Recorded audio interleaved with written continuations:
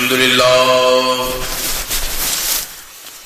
لله نحمده ونستعينه ونستغفره ونؤمن به ونتوكل عليه ونعوذ بالله من شرور أنفسنا ومن سيئات أعمالنا من يهده الله فلا مضل له ومن يضلله فلا هادي له ونشهد أن لا إله إلا الله ونشهد أن سيدنا وسندنا وآلانا وأولانا ومولانا محمد صلى الله تعالى عليه وسلم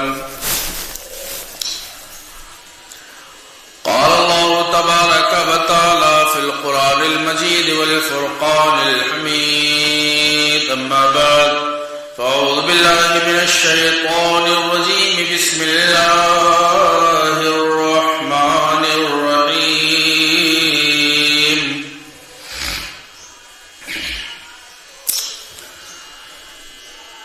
أتم الصيام إلى الليل وقال النبي صلى الله تعالى عليه وسلم الصيام جنة آمنت بالله صدق الله مولانا العظيم وبلغنا رسوله النبي الأمين المؤمن المبين المتين الكريم ونحن على ذلك لمن الشاهدين والشاكرين والحمد لله رب العالمين. ملک کا احباب کرام آئیے درود پاک پڑھیں صلی اللہ علی النبی الأمی بارک وسلم صلاۃ و سلام علیک یا سیدی یا حبیب اللہ.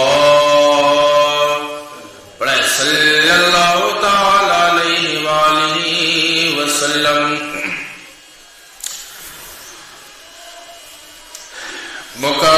معزز سامعین، استقبال رمضان بھی ہو رہا ہے، رمضان شریف آ رہا ہے، مبارک اور مسعود رحمتوں بھرا مغفرتوں بھرا ماہ مبارک ماہ مقدس ہم سے دن بدن قریب ہوتا جا رہا ہے.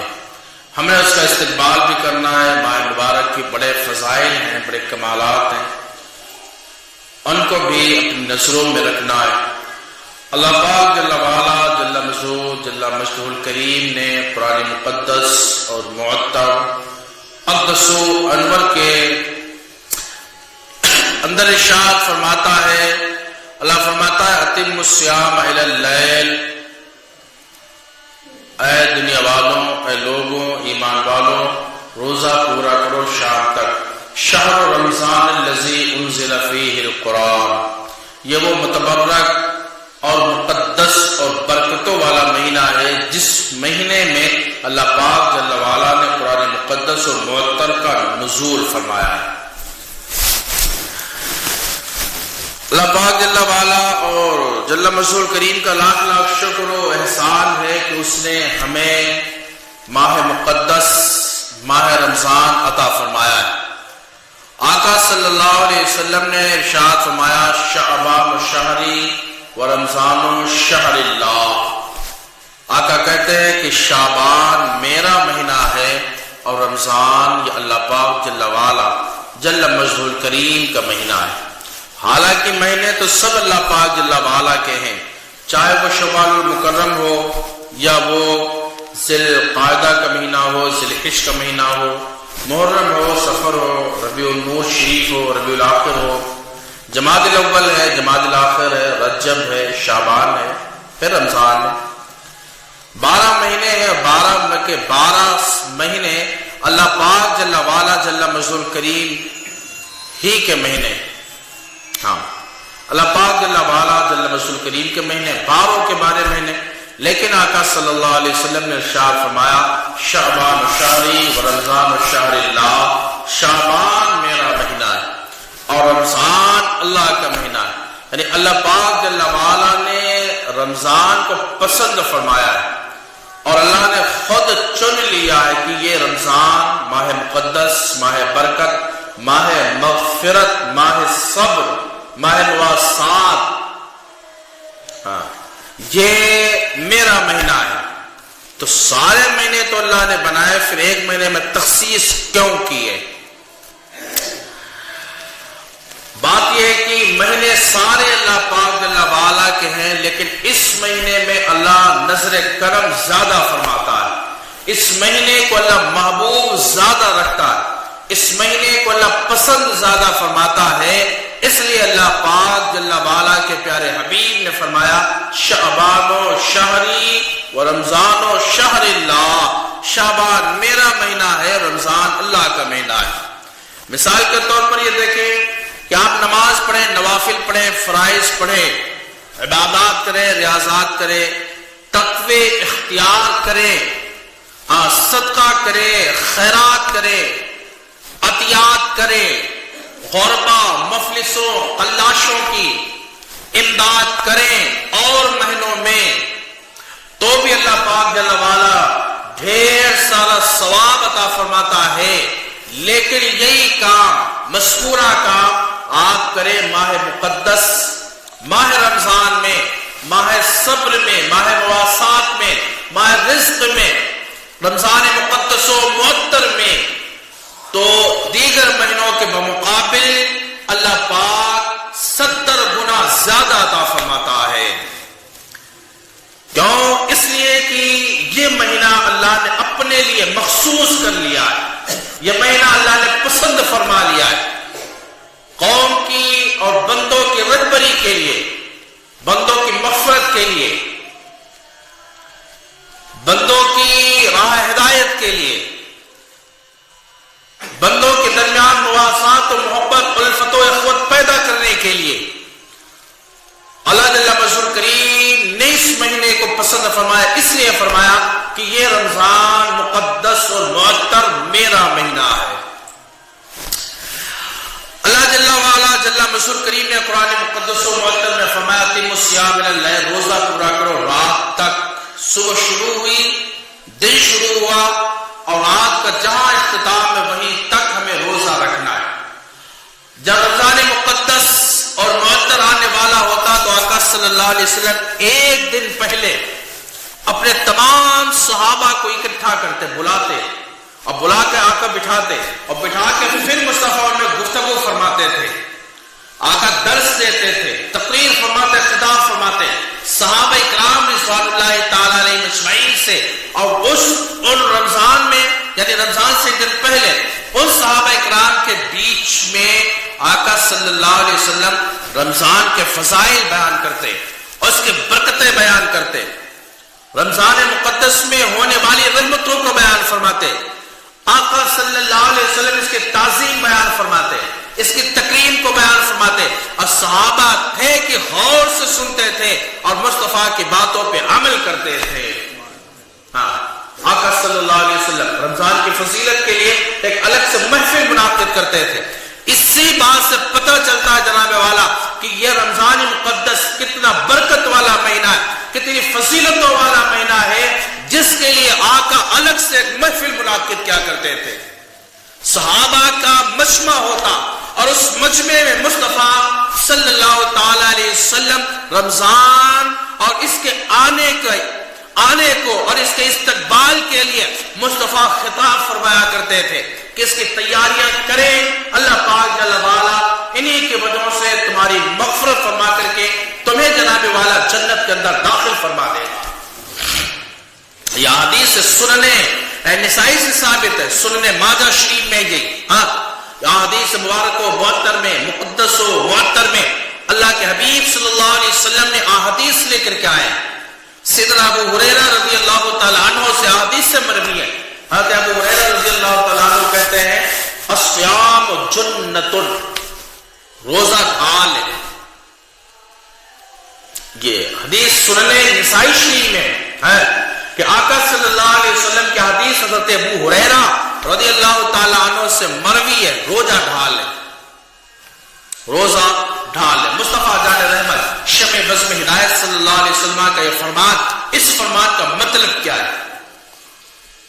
آقا صلی اللہ تعالی علیہ وسلم نے جو بیان فرمایا امت کی اصلاح کے لیے، مصطفیٰ نے تعظیمیں بتائی، رمضان کی تقریبیں بتائی ہیں۔ کہتے ہیں حدیث پاک میں کہ کوئی ایک مجوسی تھا، آگ کی پرستش کرنے والا، آگ کی پوجا کرنے والا، آگ کو اپنا معبود اپنا خدا تسلیم کرنے والا کوئی تھا، اور اس کا بیٹا کسی بازار میں، کوئی بازار تھی، اس بازار میں اس کا بیٹا قوم کے سامنے کچھ کھانے پینے لگا. جب کھانے پینے لگا تو اس آتش پرست مجوسی نے اپنے بیٹے کو تھپڑ مار دیا تعظیم رمضان کے لیے کہ مسلمانوں کا مقدس مہینہ معطر مہینہ رمضان پاک چل رہا ہے، اور اس رمضان میں یہ سب کے سامنے کھا پی رہا ہے. ایک بزرگ خواب میں دیکھتے ہیں کہ ہم نے اس مجوسی کو دیکھا کہ وہ جنت کے اندر ٹہل رہا ہے، جنت کے اندر گھوم رہا ہے.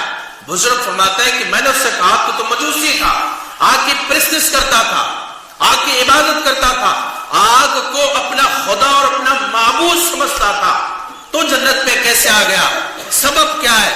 تو اس نے کہا سبب کچھ نہیں ہے، سبب اتنا سا ہے کہ جب میرا بیٹا مارکیٹ کے اندر بازار میں لوگوں کے سامنے کھا پی رہا تھا، میں نے تعظیم رمضان کے لیے اس کو مار دیا ایک تھپڑ، اور جو ہی تعظیم رمضان کے لیے میں نے اس کو مار دیا ہے، جب میری موت آئی تو اللہ نے فرشتے سے کہا اے فرشتے اس بندے کی روح قبض کرنے جانا، روح بعد میں قبض کرنا، کلمہ پہلے پڑھا دینا. ہاں، رمضان کی تعظیم کرنے کی وجہ سے اتنا صلہ مل گیا اس مجوسی کو کہ جناب والا اس کو جناب محمد رسول اللہ کا کلمہ نصیب ہو جاتا ہے، اور کلمہ نصیب ہوا، ساتھ ہی میں اللہ نے تعظیم رمضان کی بدولت اس کو جنت کا حقدار بنا دیا ہے. اس نے روزے نہیں رکھے تھے، عبادتیں ابھی نہیں کی اس نے، لیکن صرف تعظیم رمضان کیا ہے، صلے میں اللہ نے کلمہ بھی دیا، ایمان بھی دیا، اور جنت بھی عطا کی ہے. یہ ہے تعظیم رمضان. ہمارے یہاں تو عجیب معاملہ جناب اللہ، تعظیم رمضان تو کھجا، رمضان کے روزوں میں تو ہم نے جناب اللہ جھوٹ غیبت دنیا بھر کے بازار گرم کر رکھے ہوتے. خدا خیر کرے بس ہمارے حالوں پر. اب دیکھیں یہ سنن نسائی کی ایک حدیث اور لاتے ہیں، سنن نسائی میں بھی ہے، سنن ابن ماجہ شریف کے اندر بھی ہے، اور یہ صحاح ستہ کی حدیث ہیں. اللہ کے حبیب صلی اللہ علیہ وسلم کے سامنے حضرت ابو طلحہ بیٹھے، اور ابو طلحہ نے خواب بیان کیا ہے صحابہ کے بیچ میں. خواب کیا تھا؟ خواب یہ ہے کہ پہلے سنے دو راوی ہیں، دو صحابی ہیں آقا صلی اللہ علیہ وسلم کے. آقا کے پاس آئے، دو صحابہ کرام آتے ہیں، اور آنے کے بعد کلمہ شریف پڑھا، اور جو نبی کا کلمہ پڑھ لیا تو صحابی ہو گئے. صحابی ہوئے، ان میں سے دو لوگ تھے. ایک صحابی ایسے ہیں جو عبادت میں، ریاضت میں، تقوی میں، پرہیزگاری میں، صدقوں خیرات میں، ہر طرح کے اچھے کاموں میں جلد بازی فرماتے ہیں. یعنی بڑا ذوق و شوق عبادتوں کا، بڑا نمازیں پڑھ رہے ہیں، بڑی باتیں کر رہے ہیں. یہاں تک کہ اتنا ہی نہیں، آپ جلد بازی اتنی کیے کہ آپ ایک جنگ میں شریک ہوئے، اللہ کی راہ میں شہید ہو گئے. یہ صحابی رسول ہیں. ایک یہ صحابی، ان کے ساتھی تھے کلاس فیلو، ایسے صحابیت کے درجے میں، صحابی ہونے میں جو ان کے ساتھی تھے. دوسرے وہ سست تھے اعمال میں، اعمال وغیرہ کرنے میں، نمازوں میں یا دیگر اعمال خیر کرنے میں سست تھے. پھر 1 سال کے بعد اس صحابی کا انتقال ہوا ہے. تو ابو طلحہ کہتے ہیں کہ یہ دونوں صحابیوں کا جب انتقال ہو گیا تو کہتے ہیں میں سویا، رات خواب میں نے دیکھا، سویا اور رات میں نے خواب میں دیکھا کہ انا اقدم علی باب الجنہ. کہتے ہیں میں نے خواب میں دیکھا کہ میں جنت کے دروازوں میں سے ایک دروازے پر کھڑا ہوا ہوں. جنت کے دروازے پہ حضرت ابو طلحہ کہتے ہیں میں نے دیکھا کہ وہاں پر میں کھڑا ہوا تھا. اور اتنا ہی نہیں، رائٹ تو میں نے پھر یہ دیکھا کہ وہ دونوں صحابی جو اس دنیا سے رخصت ہو گئے، اس دنیا سے چلے گئے، وہ صحابی بھی جنت کے باہر کھڑے، دونوں صحابی کھڑے. مختصراً یہ کہ دونوں صحابہ کھڑے، اور وہ دربان بہشت، وہ کنٹرولر جو جنت کے اندر نگہبانی کرتا ہے، دیکھ بھال کرتا ہے، جنت کا دروگہ ہے، جنت کے اندر داخل کرتا ہے، وہ خرجہ من الجنت، وہ جنت سے کنٹرولر سے باہر نکلا.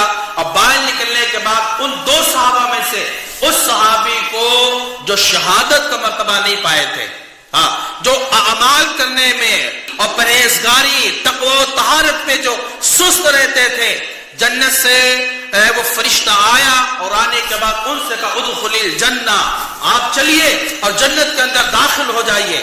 وہ صحابی رسول چلے گئے، جنت میں داخل ہو گئے، بات ٹھیک ہے۔ پھر تھوڑی دیر کے بعد وہ فرشتہ آیا اور آنے کے بعد وہ جو اعمال میں بڑی جلدی کرتے تھے، بڑا ذوق و شوق تھا، بڑی دلچسپی رکھتے تھے عبادات میں، ریاضات میں، اور جنہیں شہادت کا مرتبہ ملا تھا، جنگ میں شہید ہوئے تھے، وہ فرشتہ آیا اور ان سے کہا ادخل الجنہ، آپ بھی جنت میں داخل ہو۔ ابو طلحہ کہتے ہیں اس فرشتے نے تیسری بار نکلا اور مجھ سے کہا ارجع یا ابا طلحہ، ابو طلحہ تم لوٹ جاؤ، ابھی تمہاری باری نہیں آئی ہے، ابھی تمہارا مقام نہیں آیا ہے، ابھی تمہیں کچھ دن کے بعد آنا ہے۔ چونکہ ابو طلحہ بظاہر زندہ تھے، خواب دیکھ رہے تھے اور اس خواب کو بیان کر رہے تھے صحابہ کرام میں۔ اب جب صحابہ میں بیان کیا تو یہ خواب کے بڑے چرچے ہوئے، بڑے چرچے ہوئے، جدھر دیکھو صحابیوں کے زبانوں پہ یہ خواب جاری تھا کہ یہ کون سا معاملہ بھائی؟ اس میں جب معاملہ کیا تھا سمجھنے والا کہ جو شہید ہے اور پہلے انتقال ہوا ہے، چاہیے تو یہ تھا کہ وہ پہلے جنت جاتا، پہلے جنت جاتا، لیکن ایسا نہیں ہوا۔ جو سست تھے صحابی عمل کرنے میں، اعمال میں، حالانکہ آقا کے صحابیوں کو سست کہنا تو درست ہی نہیں ہے، لیکن الفاظ کیا لائے آپ کو سمجھانے کے لیے بات ہے۔ جو سست صحابہ صحابی اور جنہیں شہادت بھی نہیں ہوئی تھی اور 1 سال کے بعد انتقال ہوا تھا، وہ جنت جانے میں پہل کر رہے ہیں، جنت پہلے داخل ہو رہے ہیں۔ صحابہ کے درمیان یہی معاملہ جناب اللہ اختلاف کا بن گیا، تعجب کا بن گیا کہ یہ کیسے ہو سکتا ہے؟ شہید ہے جو جنت پہلے جاتا، اعمال میں اچھا تھا، جنت پہلے جاتا، یہ دوسرے جو صحابی یہ جنت کیوں گئے؟ جب یہ بحث ہونے لگی تو یہ بحث آقا تک پہنچی، حضرت ابو طلحہ سرکار کی بارگاہ میں پہنچے اور حدیث کو روایت کر رہے ہیں۔ آقا صلی اللہ علیہ وسلم نے ڈانٹا نہیں، مصطفیٰ نے پھٹکارا نہیں کہ یہ کیا خواب کی کیا حقیقت ہے، خواب کیا معنی رکھتا ہے، کچھ نہیں، بکواس ہے، کوئی مطلب نہیں ہے۔ اگر آقا کہہ دیتے تو بات ختم ہو جاتی، کوئی معاملہ خواب کا نہیں تھا، لیکن آقا نے اس پر مہر تصدیق کو ثبت کر دیا ہے، مہر لگا دی، مصطفیٰ نے اس بات کی تصدیق کر دی ہے، اور جب تصدیق کر دی تو یہ خواب اب خواب نہ رہا، بلکہ یہ خواب بھی مصطفیٰ کی حدیث کا ایک ٹکڑا بن جاتا ہے، ایک جز بن جاتا ہے۔ بعض لوگ کہتے نہیں دیتے یہ کہ یہ تو خواب کی بات ہے جناب والا، ہم نے کہا خواب تھا، یہ بالکل تھا، اس وقت تک خواب تھا جب تک مصطفیٰ نے اس پر تصدیق نہیں کر دی تھی۔ جب مصطفیٰ نے تصدیق کر دی اب خواب نہیں، حدیث کا ایک جز بن گیا ہے۔ خواب کی بڑی قسمیں، ہم خواب دیکھیں، ایک ہمارا بھی خواب ہے، ایک اولیاء ذوی احترام اولیاء کا خواب ہے، ایک صحابہ کا خواب ہے، ایک نبی کا بھی خواب ہوتا ہے۔ نبی کا خواب خواب نہیں، وحی الہی ہوتا ہے۔ تو مصطفیٰ کریم صلی اللہ تعالی علیہ وسلم کی بارگاہ میں جب یہ بات کی تو آقا صلی اللہ علیہ وسلم نے صحابہ کرام کو بلایا اور بٹھایا کہ ہاں یہ بات صحیح ہے۔ کیوں؟ مصطفیٰ کریم پردے ہٹاتے جنت کا نظارہ فرماتے تھے، پردے ہٹاتے لوح محفوظ کا مطالعہ فرماتے تھے، اور سرکار دیکھ کر کے فیصلے فرمایا کرتے تھے۔ کہاں میں نے بھی دیکھا کہ وہ دونوں صحابی کھڑے تھے، دونوں صحابی کھڑے تھے، اور وہ طلحہ بھی موجود تھے، خواب کی حالت میں تھے، دیکھ رہے تھے۔ یہ بات بالکل سچی ہے کہ یا رسول اللہ پھر مطلب کیا ہے؟ جو شہید ہے اس کا مرتبہ تو بلند ہے، وہ پہلے جنت جاتا۔ آقا فرماتے ہیں بات ٹھیک ہے۔ صحابہ کرام سے سرکار صلی اللہ علیہ وسلم نے ارشاد فرمایا اے صحابہ یہ بتاؤ جو دونوں ساتھی آئے تھے ان دونوں میں سے پہلے کون فوت ہوا؟ کہ جو شہادت کا مرتبہ پایا ہے، شہید ہوئے۔ کہا پھر ان کے جو ساتھی تھے کتنے دن زندہ رہے؟ کہا 1 سال زندہ رہے۔ کہا اچھا 1 سال جو زندہ رہے اس میں رمضان پایا؟ کہا ہاں رمضان بھی انہوں نے پایا ہے۔ تو کہا بس بات یہی ہے، وہ صحابی رسول جو پہلے گئے تھے ان کا رمضان ایک کم تھا، اور یہ صحابی رسول جو بعد میں فوت ہوئے اللہ نے ان کو رمضان عطا کیا۔ اس رمضان پانے کی وجہ سے اس میں عبادتیں، ریاستیں اور تقوی و طہارت کے ساتھ رہنے کی وجہ سے اللہ پاک جل وعلا نے صحابی کو عمل میں ایک صحابی پر فضیلت عطا فرما دی ہے۔ اب یہ رمضان مقدس کی تعظیم ہے۔ دیکھو اللہ کے حبیب صلی اللہ علیہ وسلم نے فرمایا اگر امت محمدیہ کو اللہ نے عذاب دینا ہوتا، یعنی اس امت پر اللہ کو عذاب نازل کرنا ہوتا، تو اللہ پاک اس امت کو 2 چیزیں نہیں عطا کرتا۔ ایک سورہ اخلاص نہیں عطا کرتا اور دوسرا رمضان نہیں عطا کرتا. رمضان مل گیا، سورہ اخلاص اللہ نے دے دی، قل اللہ شریف دے دیا، ہمیں ضمانت اس بات کی جناب والا ہے کہ ہم پر اور امتوں کی طرح، قوموں کی طرح عذاب اللہ کو نازل نہیں فرمانا ہے. اب اللہ عذاب نازل نہیں فرمائے گا، کیوں؟ ہمیں رمضان دے دیا ہے، ہمیں سورہ اخلاص دے دی. یہ حدیث جب پڑھی تک صحابی رسول نے تاریخ میں ملتے ہیں، صحابی رسول نے ہر نماز میں، ہر رکعت میں سورہ اخلاص پڑھنا شروع کر دی. مصطفیٰ نے صحابی کو بلایا اور بلانے کے بعد کہا کیا کرتے ہو؟ حدیث میں کرنا، قرآن میں کرنا. پھر آقا صلی اللہ علیہ وسلم نے فرمایا حبک ایایا ادخلہ الجنہ، کہ یہ جو سورہ اخلاص تو ہر نماز میں پڑھ رہا ہے، ایک سورت کے ساتھ سورت ملا کر کے پڑھتا ہے، اس کی محبت ہی ہے جو اللہ تعالیٰ تجھے جنت کے اندر داخل فرما دے گا. یہ اتنی اہم ہے سورہ اخلاص، اتنا اہم ہے رمضان مقدس. اچھا ٹھہر کر کے سنی، یہ ایک بات ہوئی. دوسری بات ہے کہ اللہ کے حبیب صلی اللہ علیہ وسلم نے فرمایا الصیام جنۃ، روزہ ڈھال ہے. تو ڈھال کس بات سے ہے؟ ڈھال کہتے ہیں ایک اوزار کا نام ہوتا ہے جو جنگوں میں استعمال کیا جاتا ہے. جو تیر وغیرہ سامنے سے آ رہے یا تلوار وغیرہ کے حملے ہو رہے ہوتے ہیں تو اس ڈھال کو سامنے کیا جاتا ہے اور اپنے آپ کو بچایا جاتا ہے. یہ ڈھال ہے. مصطفیٰ فرماتے ہیں الصیام جنۃ، روزہ یہ ڈھال ہے. تو ڈھال کس چیز سے ہے؟ کس چیز سے روزہ بچاتا ہے؟ روزہ بڑے بڑے گناہوں سے بچاتا ہے، روزہ جہنم جانے سے بچاتا ہے، روزہ قبر کی تکلیفوں سے بچاتا ہے، قبر کی مصیبتوں سے روزہ بچاتا ہے. یہ ڈھال ہے، تمام آفت و بلا سے یہ ڈھال ہے رمضان کا روزہ. اللہ کے حبیب صلی اللہ علیہ وسلم نے جو ارشاد فرمایا، آگے فرمایا مصطفیٰ صلی اللہ علیہ وسلم نے کہ فتحت ابواب السماء، آسمان کے دروازے اس رمضان میں کھول دیے جاتے ہیں. او یا دوسری ایک روایت، اور ایک جگہ روایت ملتی ہے حدیث میں او فتحت ابواب الجنہ، ایک روایت میں فتحت ابواب السماوات، آسمان کے دروازے کھول دیے جاتے ہیں، اور ایک روایت میں فتحت ابواب الجنہ، جنت کے دروازے اس رمضان میں کھول دیے جاتے ہیں. وغلقت ابواب النار، اور جہنم کے دروازے بند کر دیے جاتے ہیں، اور شیاطین اس رمضان میں قید کر دیے جاتے ہیں، بند کر دیے جاتے ہیں، مشدود کر دیے جاتے ہیں. اس کی وجہ کیا ہے؟ حکمت کیا ہے؟ اس میں راز کیا ہے؟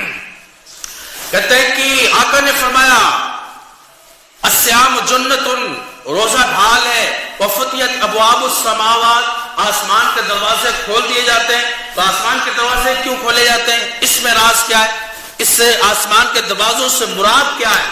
تو آقا صلی اللہ علیہ وسلم نے اور مفسرین اکرام نے اور محدثین ائمہ محدثین نے اس بات کو اٹھایا اور لکھتے ہیں آسمان کے دروازے کھولنے کا مطلب یہ ہے کہ اللہ تعالیٰ اپنی رحمتیں اور اپنی برکتیں اور اپنی مغفرتیں بندوں کے اوپر نازل فرما دیتا ہے. یہ ہے آسمان کے دروازے کھول لے جانے کا مطلب. ابواب الجنہ، جنت کے بھی دروازے کھول دیے جاتے ہیں، یعنی کہ اللہ تعالیٰ اپنی رحمتیں، اپنی مغفرتیں، اپنی برکتوں کے دروازے کھول رہا ہے.